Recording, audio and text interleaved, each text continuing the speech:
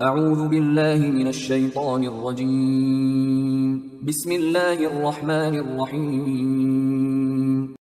سورہ سعد آیات نمبر 27 تا 40 میں مشرکین کو تنبیہ کہ اللہ نے یہ آسمان، زمین اور جو کچھ ان کے درمیان ہے بے مقصد پیدا نہیں کیا۔ یہ قرآن اسی لیے نازل کیا گیا ہے کہ لوگ اس سے نصیحت حاصل کریں۔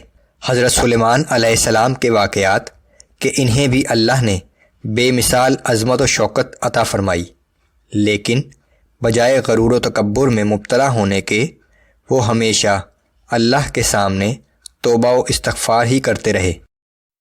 اعوذ باللہ من الشیطان الرجیم وما خلقنا السماء والارض وما بینہما باطلا، اور ہم نے آسمان، زمین اور جو کچھ ان کے مابین ہے بغیر کسی مقصد کے پیدا نہیں کیا۔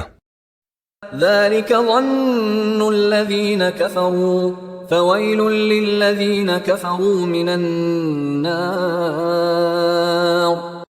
لیکن ان کافروں کا یہی گمان ہے، سو ان کے لیے جہنم کی آگ سے بڑی بربادی و ہلاکت ہوگی۔ ام نجعل الذین آمنوا وعملوا الصالحات كالمفسدین فی الارض ام نجعل المتقین كالفجار، کیا یہ کفار سمجھتے ہیں کہ ہم زمین میں فساد کرنے والوں کو ویسا ہی بدلہ دیں گے جیسا ایمان لانے اور نیک اعمال کرنے والے لوگوں کو، یا ہم پرہیزگاروں اور بدکاروں کے ساتھ یکساں سلوک کریں گے؟ کتاب انزلناہ الیک مبارک لیدبروا آیاتہ ولیتذکر اولو الالباب،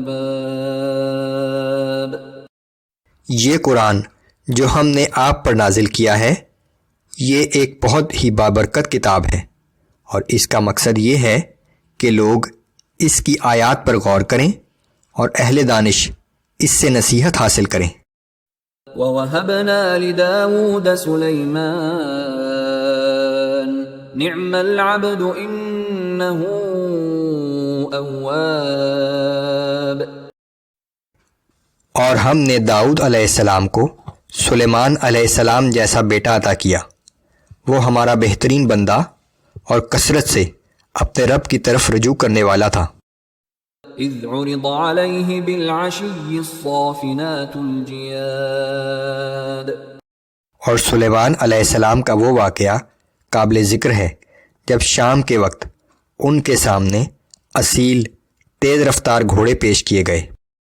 فقال انی احببت حب الخیر عن ذکر ربی، تو سلیمان علیہ السلام نے کہا کہ میں ان گھوڑوں کو اپنے رب کی خاطر پسند کرتا ہوں، حتی توارت بالحجاب ردوها علی، یہاں تک کہ وہ ان کی آنکھوں سے اوجھل ہو گئے۔ انہوں نے حکم دیا کہ ان گھوڑوں کو دوبارہ میرے پاس لاؤ۔ فطفق مسحا بالسوق والاعناق، پھر وہ ان کی گردنوں اور پنڈلیوں پر ہاتھ پھیرنے لگے۔ وَلَقَدْ فَتَنَّا سُلَيْمَانَ وَأَلْقَيْنَا عَلَى كُرْسِيِّهِ جَسَدًا ثُمَّ أَنَابَ، اور ہم نے سلیمان علیہ السلام کو ایک آزمائش میں ڈالا اور اس کے تخت پر ایک جسد لا کر ڈال دیا۔ پھر سلیمان علیہ السلام نے فوراً اللہ سے رجوع کیا۔ اس جسد کے ذریعے سلیمان علیہ السلام کو بھی ان کے کسی غلط عمل کی نشاندہی کرائی گئی۔ قال رب اغفر لي وهب لي ملكا لا ينبغي لأحد من بعدي إنك أنت الوهاب، اور انہوں نے دعا کی کہ اے میرے رب میرا قصور معاف کر دے اور مجھے ایک ایسی سلطنت عطا فرما جو میرے بعد کسی کو میسر نہ ہو، بے شک تو بڑا ہی عطا فرمانے والا ہے۔ فسخرنا له الريح تجري بأمره رخاء حيث أصاب، پس ہم نے ہوا کو ان کے ماتحت کر دیا وہ آپ کے حکم سے جہاں آپ چاہتے نرمی سے پہنچا دیا کرتی تھی۔ والشياطين كل بناء وغواص، اور اسی طرح جنات میں ماروں اور غوطہ خوروں کو بھی ان کا فرما بردار بنا دیا۔ وآخرين مقرنين في الأصفاد، اور بعض دوسرے جنات کو بھی جو زنجیروں میں جکڑے رہتے تھے۔ هذا عطاؤنا فامنن أو أمسك بغير حساب۔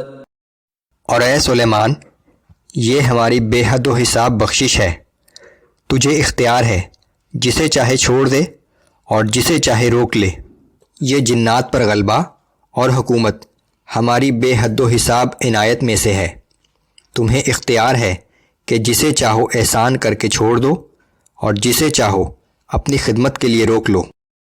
وَإِنَّ لَهُ عِندَنَا لَزُلْفَىٰ وَحُسْنَ مَآبٍ، اور یقیناً ہماری بارگاہ میں ان کے لیے بڑا بلند مرتبہ اور اعلیٰ مقام ہے۔